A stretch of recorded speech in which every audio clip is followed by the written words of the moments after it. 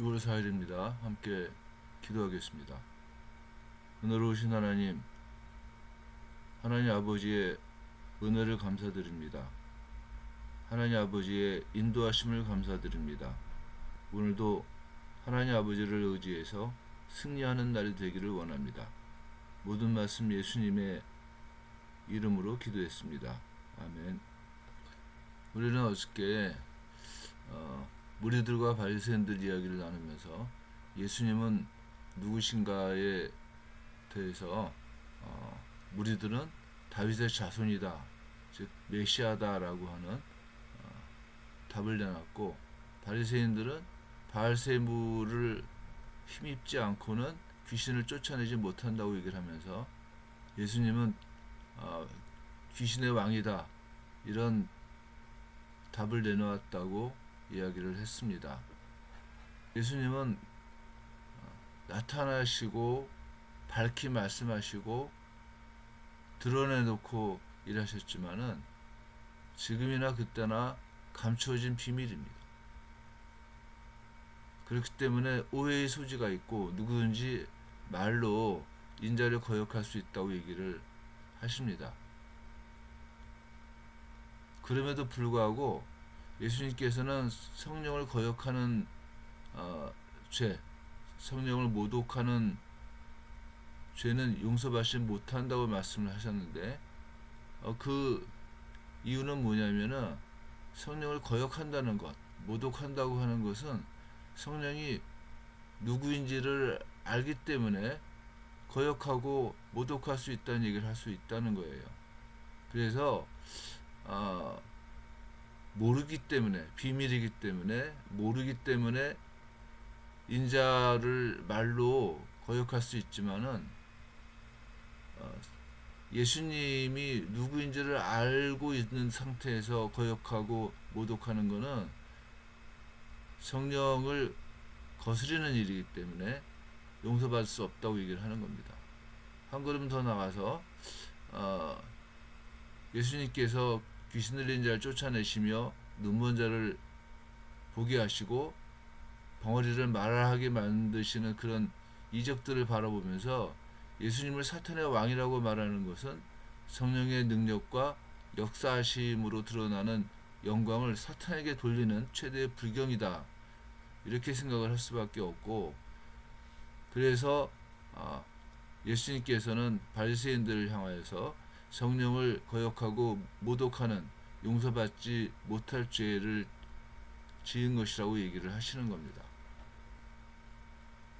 예수님의 말씀을 듣고 난 다음에 바리새인들과 서기관들은 다시 한번 예수님께서 예수님은 누구신가에 대해서 표적을 보여달라고 얘기를 합니다. 마태복음 12장 38절에서 선생님이여 우리에게 표적을 보여주시기를 원하나이다, 이렇게 말을 합니다. 표적은 우리가 앞서도 얘기했습니다마는 그 기적을 얘기를 하는 또 하나의 말인데, 표적이라고 얘기하는 이유는 뭐냐면은 기적을 통해서 사람들의 시선을 하나님께로 돌릴 수 있기 때문에 표적이라고 얘기를 하는 겁니다. 그러니까 가나의 혼인잔치에서도 물을 포도주로 만드신 기적을 통해서, 표적을 통해서 그 예수님의 제자들이 예수님을 믿었다라고 얘기를 하는 겁니다. 그러니까 예수님께서는 모든 기적을 보이시면서 기적 자체가 중요한 것이 아니라 그 기적을 행하시는 하나님을 증거하는 것이 언제나 목적이었고, 하나님의 나라를 보여주시는 것이 목적이었다고 하는 거예요. 그래서 예수님께서는 많은 표적을 보여주셨는데 바리새인들과 서기관들은 다시 한번 표적을 보여달라고 얘기를 하고 있는 겁니다. 그래서 예수님께서는 대답하여 이르시되 악하고 음란한 세대가 표적을 구하나 선지자 요나의 표적밖에는 보일 표적이 없느니라. 요나가 밤낮 사흘 동안 큰 물고기 뱃속에 있었던 것 같이 인자도 밤낮 사흘 동안 땅속에 있으리라. 이렇게 아, 예수님이 누구신가? 곧 예수님은 하나님이시고 메시아이심을 보일 수 있는 표적의 제일 핵심이 뭐냐? 십자가에서 죽으신가 부활하심이다.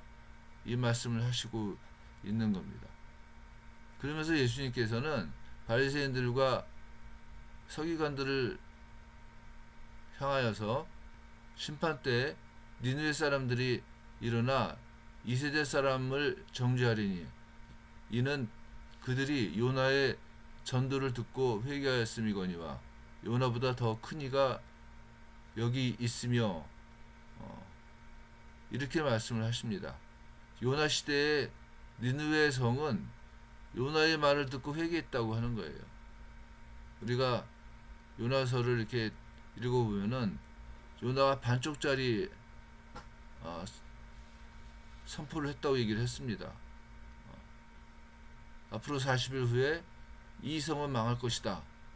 이제 그 다음에 회개하라고 한 얘기도 안 했고, 그 다음에 하나님께로 돌아오라고 한 얘기도 없었고, 그냥 망할 것이다만 얘기를 했는데, 니느웨 사람들은 그 요나의 말을 듣고서 회개했다고 하는 겁니다. 그래서 왕부터 어린 아이까지 다 금식을 했고 하나님 앞에 회개함으로 용서를 받았는데, 그 지금 서기관들과 바리새인들 앞에 있는 예수님은 요나보다 큰 분이에요. 더 훨씬 더 큰 분인데 예수님의 말씀을 듣고도 회개하지 않기 때문에 심판 때에 니느웨 사람들이 와서 너희들을 정죄할 것이다. 지금 이 얘기를 하시고 있는 겁니다. 이어서 말씀하시는 것도 마찬가지입니다. 솔로몬의 말을 듣기 위해서, 솔로몬이 지혜 있다고 하는 말을 듣기 위해서 남방에서 여왕이 왔다고 하는 거예요. 그리고 솔로몬의 말을 듣고서 솔로몬의 말을 항상 듣는 이스라엘 사람들은 복되다고까지 얘기를 했는데, 솔로몬보다 더 큰 예수님께서 말씀을 하는데도 그 말씀을 들으려고 하지 않는다고 하는 거예요. 장터에서 피리를 불고 곡을 하는 놀이를 하는 아이들을 이야기를 하셨지 않습니까? 그때 그 아이들의 놀이를 관망만 하고 바라만 보고 호응하지 아니하는 유대인들을 얘기를 하셨는데, 지금은 그들을 다시 한번 책망하시고 있다는 겁니다. 그리고 예수님께서는 예수님을 정죄하려는 사람들의 상황을 비유로 또 말씀을 하십니다. 더러운 귀신이 사람에게서 나갔을 때 물이 없는 곳으로 다니며 쉬기를 구하되 쉴 곳을 얻지 못하고 이에 이르되 내가 나온 내 집으로 돌아가리라 하고 와보니 그 집이 비어 청소되고 수리되었거늘 이에 가서 저보다 더 악한 귀신 7을 데리고 들어가서 거하니 그 사람이 나중 형편이 전보다 더욱 심하게 되었느니라. 이 약한 세대가 또한 이렇게 되리라. 이렇게 말씀을 하십니다. 무슨 말씀입니까? 바리새인들과 서기관들이 계속 예수님을 따라다니면서 정죄하려고 하고 공격하고 하는 그런 그 모습들이 더욱더 심해지는 거예요. 예수님의 말씀이 맞잖아요. 예수님의 말씀이 그 서기관과 바리새인들의 마음을 울리거든요. 근데도 어떠냐면은 더 악한 모습으로 더 심하게 예수님을 공격하려고 한단 말입니다. 그렇게 바리새인들에 대한 책망이 끝이 난 겁니다. 그때 예수님께 어머니와 동생들이 왔다고 하는 얘기를 누군가 말을 합니다. 예수님은 누가 내 어머니며 내 동생들이냐 이렇게 질문을 하시죠. 그러면서 제자들을 가리키며 나의 어머니와 나의 동생들을 보라. 누구든지 하늘에 계신데 아버지의 뜻대로 하는 자가 내 형제요 자매요 어머니니라. 이렇게 말씀을 하시면서 믿음으로 만들어지는 공동체, 믿음으로 만들어지는 하나님 나라의 백성들의 관계를 새로운 가족으로 말씀을 하시는 겁니다. 믿음으로 만들어진 공동체의 특징은 주님의 말씀을 순종하고 준행하고 주의 언약을 지킴으로 만들어지는 가족관계라고 하는 겁니다. 또 주님의 축복을 함께 나눌 수 있는 가족입니다. 그래서 교회에서의 제일 커다란 교제는 서로를 위해서 기도해 주는 겁니다. 혈연적인 가족들 역시 가장 근본적으로 또 바탕으로 깔아야지만 되는 건 뭐냐? 서로를 위해서 기도해 주는 겁니다. 기도하겠습니다. 은혜로우신 하나님 아버지, 우리는 예수 그리스도께서 십자가에서 죽으시고 부활하심으로 사흘간 땅속에 계셨음을 알고 그 예수님을 믿음으로 한 가족이 되었습니다.